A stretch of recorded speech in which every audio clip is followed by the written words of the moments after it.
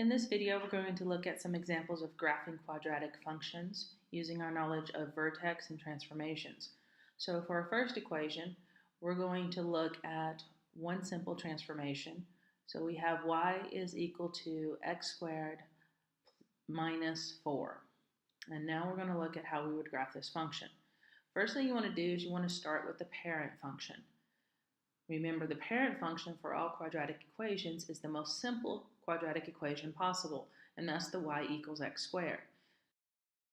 Y equals x squared has a vertex at 0, 0, and there are 2 points to the left of the vertex and 2 points to the right of the vertex you want to memorize.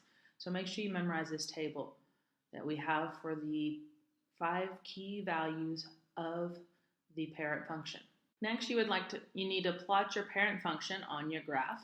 So I'm going to plot the points 0, 0, 1, 1, negative 1, 1, negative 2, 4, and 2, 4. Now notice when I graph the parent function, I graphed it with a dashed line. This is to tell this is not the equation we're actually trying to graph, but it's the parent graph that we're going to use our transformations from in order to graph our final function. Identify the transformations of the function. This transformation on this equation is down 4, and that would put us at our vertex then at 0, negative 4. So we're moving the vertex 0, 0 down straight 4 units, which gives us 0, negative 4. Now we're going to figure out 2 points to the left of the vertex and 2 points to the right of the vertex. So since I didn't have any left or right movement, my x values are the same. But since I went down 4, all I do is subtract 4 from my previous parent function y values. So 1 minus 4 equals a negative 3, and 4 minus 4 equals 0. So that's how I figure out the points. Now to plot it, I first plot my vertex by dropping the original vertex down 4 units, and then I plot each point. So negative 1, negative 3, negative 2, 0, 1, negative 3, and finally 2, 0.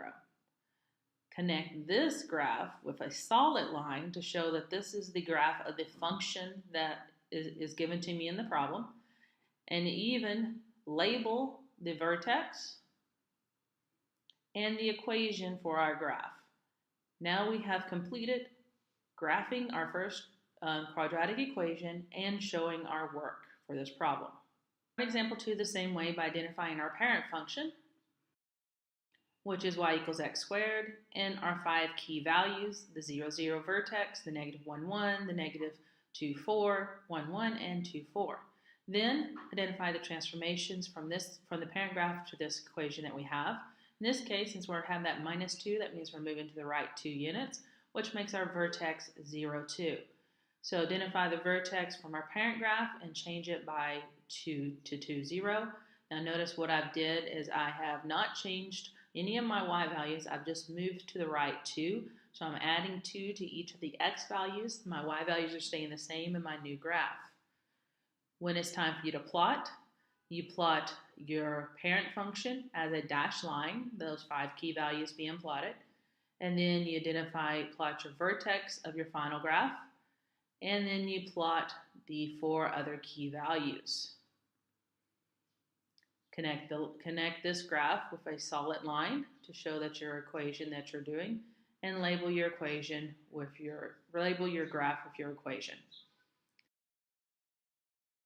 In example 3, we got 2 transformations this time. So we always start the same. Our parent graph of y equals x squared, our 5 key values. Plotting our parent graph as a dashed line.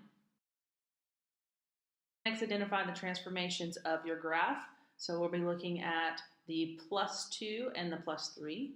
So the plus 3 outside our function tells us our graph has moved up 3 units, and then the plus 2 tells us our graph has moved to the left 2. So that makes our new vertex at negative 2, 3. So identify our vertex from our parent graph, and now we have this new vertex. So I've gone up 3 on my y, so each of those y values from my key values have gone up 3. And then I move to the left 2, so each of those y values x values I subtract 2 from. And these are the key values of this new function, our y equals x plus 2 quantity squared plus 3. So I graph the vertex, and then the other 4 key values. Connect the dots with a solid line, label the vertex, and label our function. I'll show you another way that you could have graphed this equation. This method, you use your transformations of up 3 and left 2 and your vertex and your key values of your parent function to graph it. So you start by graphing your vertex, and then you notice that you have the point 1, 1 from the vertex. So you go 1, 1 from the vertex, and then you go 2 over 2 and up 4 from the vertex, and that'll give you your next point. Here we go back 1 and up 1. So back 1, up 1 from the vertex, and then back 2, up 4 from our vertex. And that'll give us our key values or our transformed graph. So you can also use the knowledge of your parent, key values of your parent function and your transformations to check your sketch of your graph.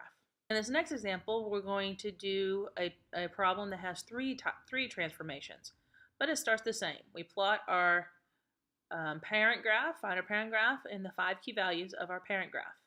Next, we're identifying the transformations of our function by looking at our equation. So let's look at the 3 types of transformation. This +1 tells us that we are moving to the left 1 unit. The +4 on the outside of the function tells us we're going up 4. And the negative outside the square function tells us we're reflecting across the x-axis. Or you can also say, think about this as flipping the function down. But when you state your transformation, make sure you state it as reflection across the x-axis. Identify our vertex. So left 1, up 4 means our vertex is now at -1, +4. So let's go back to the graph here and quickly graph our parent function. I forgot to do that. Remember, we graph our parent function as a dashed line. One of my transformations is a reflection. I personally prefer to use the transformation method I talked about in the last example first before I actually make up my table of my graph. But you can do either method you want. So let me show you how to use the transformation method first. So first, plot your vertex, which we know is -1, +4. My parent graph, I know my next point should be 1 over and up 1, but because it's a reflection, which means I flip down, I'll go over 1, down 1. Next, I'll go over 2, down 4, for our key value of 2, 4 from our parent function. And then the other key value from our parent function was -1, 1, so that means I go back 1, but again, because of reflection, I go down 1 instead of up 1. And then last, our key value was -2, 4, so I go back 2 and now down 4. And this will be the values of my equation. Connecting the dots with a solid line, I have the sketch of the equation y is equal to (parentheses x plus 1 quantity squared plus 4. Then, to show my work, I need to go back to my XY table of values and plug in those 5 key values from my blue graph, remembering always to label my equation and vertex on my graph. Here's our last example. So we start the same, identify our parent graph, which is y equals x squared. Find the key values of this parent graph, 0, 0, -1, 1, -2, 4, 1, 1, and 2, 4. Then identify the transformations of our function. We have 3 transformations in this plot. The +1 tells us we go left 1, the -2 is down 2, and the negative means we're reflecting across the x-axis. Find our vertex, which will be -1, -2. Plot our parent function as dashed lines, so looking at the 5 key values of our parent function. Start by graphing the vertex, and then use our parent function but reflecting across. So we're going to go down over 2, down 4, back 1, down 1, back 2, down 4. And here is our final equation, labeling our equation and our vertex.